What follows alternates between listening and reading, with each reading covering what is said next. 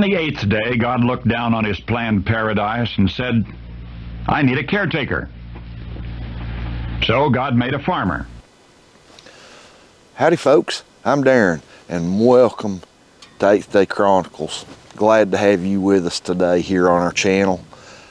Cold, blustery March day. This is the last week of March 2025. And goodness gracious, has March been a crazy weather month.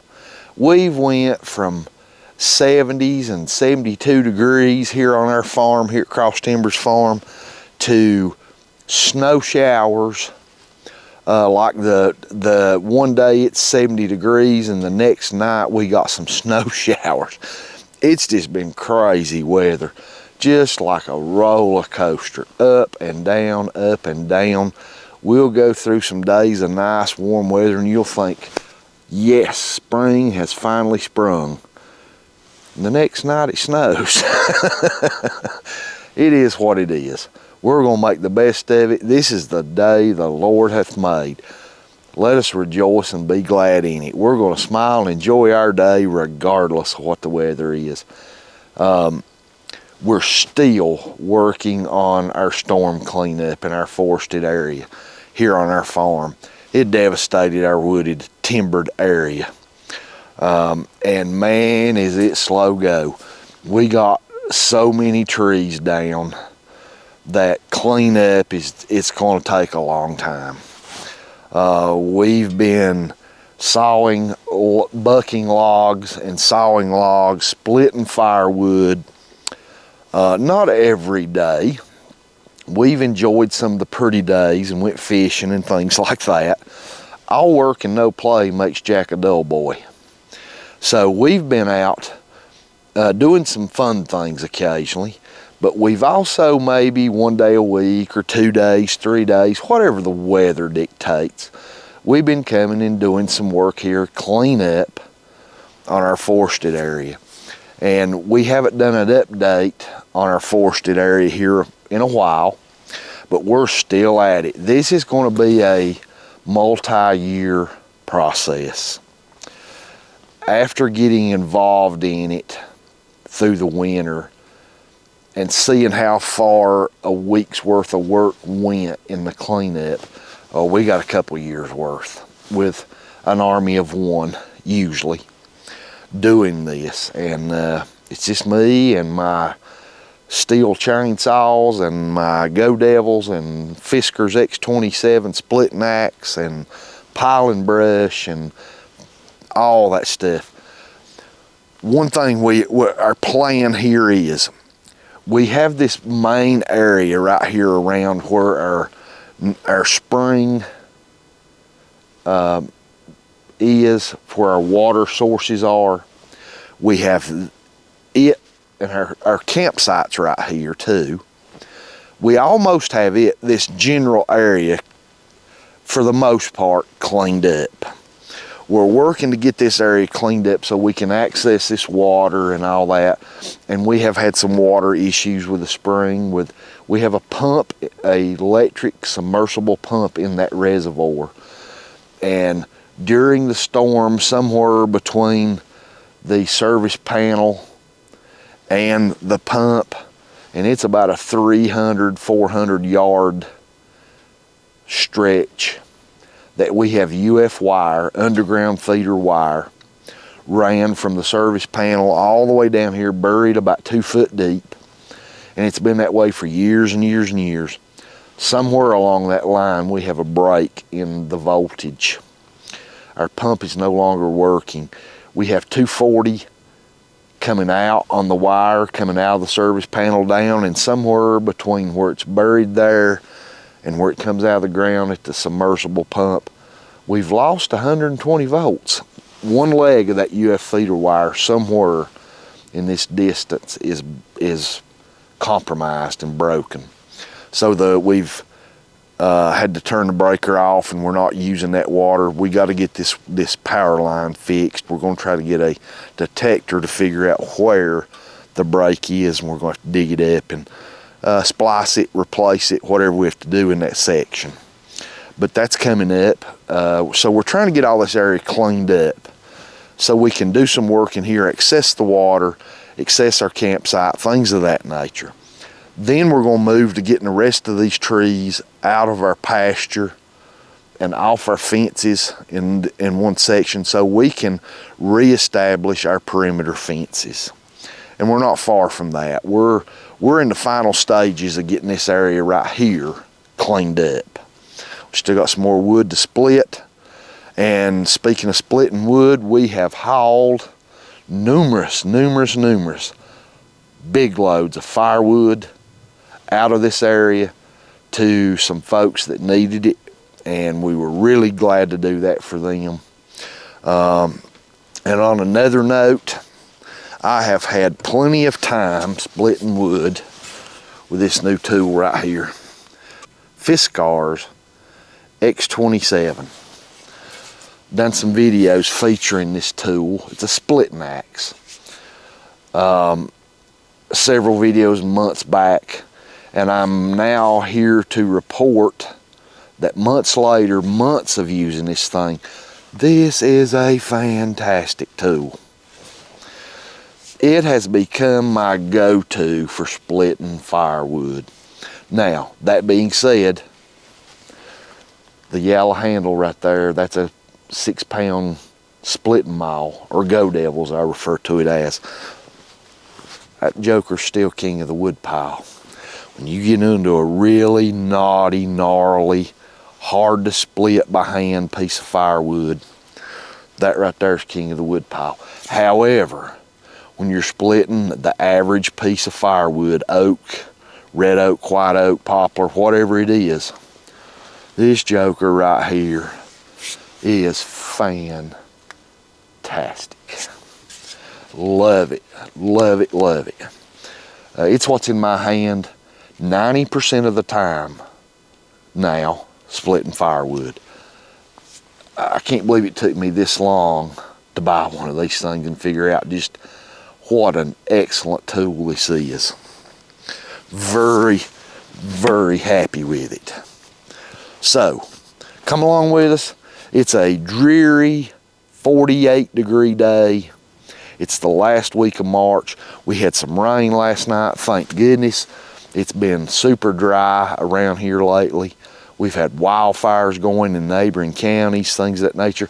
Let's pray that this rain that we got last night and the drizzly weather today is assisting those firemen and the Forest Service and those folks in containing those fires. Our prayers are for them. Please, guys and gals, be safe out there, and our prayers are with you. All right, let's get to splitting some more of this wood. We're about to finish this area up. Right over here we have some big red oak rounds. They're big. They're probably 24-inch diameter.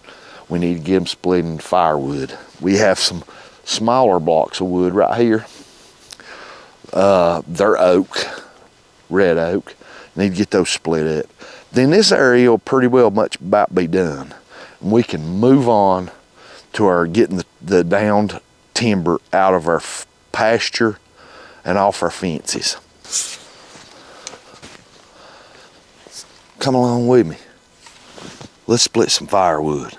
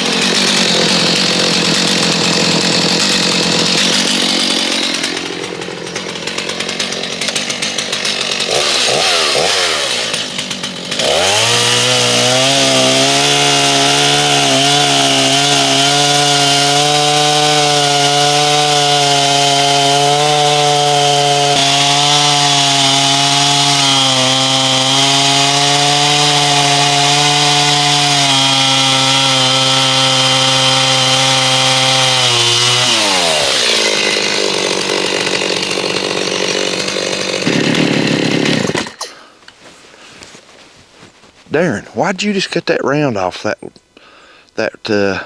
block of wood?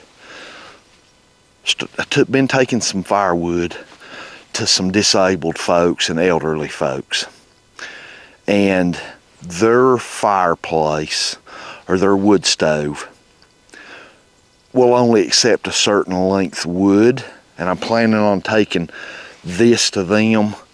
Their wood stove accepts a little bit shorter wood than most wood stoves would.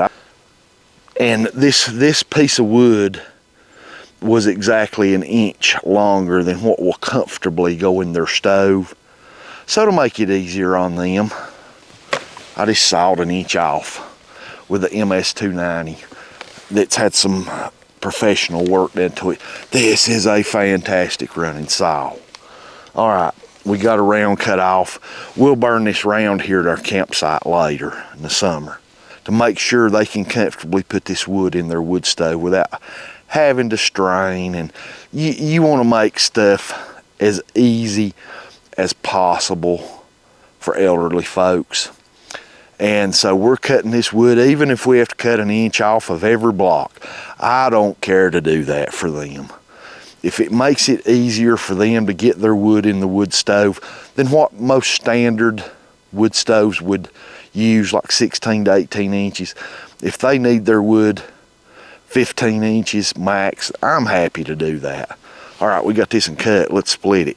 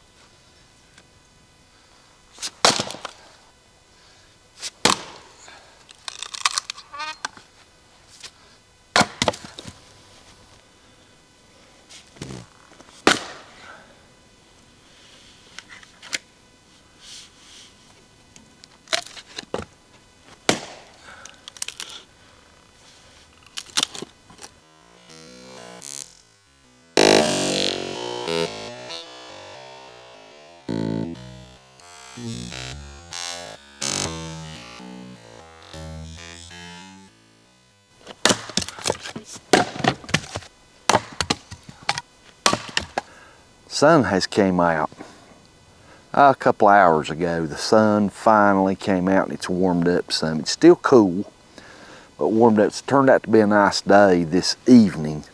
This morning was foggy and rainy and cold and windy. It's still windy, but thank goodness the sun's out. We got hay season coming up soon. Like I said earlier, it's the last week of March. Our hay fields are greening up, especially the test plot. It's starting to get really, really green. And it's amazing. You can look at areas on our property that are grass that are not our hay fields, and they still are mostly brown looking in that dormant stage. But then you can see a very distinct line where our hay fields start getting greening up faster. That's a result of all that work we've done on the soil. in those hay fields, and they're greening up, and looking forward to a really good first cut come mid-May, hopefully, with our fingers crossed. It has been dry the last month. We've had very little rain and lots of wind, as I talked about earlier. Combine those two and you end up with a very dry soil. Wind is pulling the moisture right off the topsoil, and then no rainfall much to speak of. Ends up with some dry conditions. And we got a little bit of rain last night, and we're crossing our fingers that we continue to get some rain along to help for our first cut of hay growth. We got quite a bit done here today, splitting firewood, mostly with this Fiskars, or Fiskars as I like to say, X27. This is, as I said earlier, this is a fantastic tool. I mean fantastic. If you're into hand splitting firewood, you should look into one of these. It took me years to look into one and hit myself on the side of the head for not getting one earlier. These are fantastic tools. But anyway, we're about done for the day. It's getting up pretty late in the evening, and it's not long time to take care of our poultry and all that stuff. We are preparing for some camping trips for our Cross Timbers Outside channel. We're going to be doing some camping soon, more crappie fishing. And here on the 8th Day Chronicles, we're looking really forward to hay season 2025. It's coming so fast that sometimes you stop and wonder, where did time go? Goodness gracious, it just flies by. Thanks for being with us. I really appreciate it. For this update on what's been going on here in our forested or wooded area, we're still working at it.